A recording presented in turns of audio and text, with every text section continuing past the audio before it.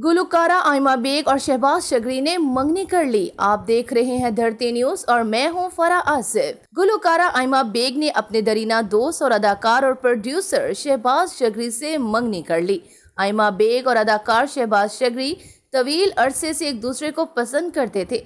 दोनों ने कभी भी एक दूसरे के लिए पसंदीदगी मीडिया या मदाहों से छुपाने की कोशिश नहीं की।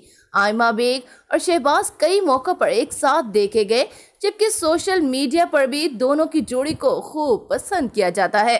गुलकारा आइमा बेग और शहबाज शगरी ने तवील अरसे से कायम रहने वाली दोस्ती को नाम देने का फैसला किया और गुज़श्ता रोज मंगनी करके एक दूसरे के साथ उम्र भर रहने का वादा कर लिया।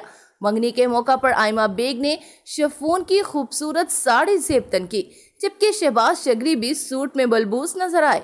शहबाज ने इस मौका पर अपनी होने वाली दुल्हन को एक खूबसूरत नेकलेस भी तोहफे में दिया। धरती न्यूज, धरती की हर खबर से रखे बाखबर।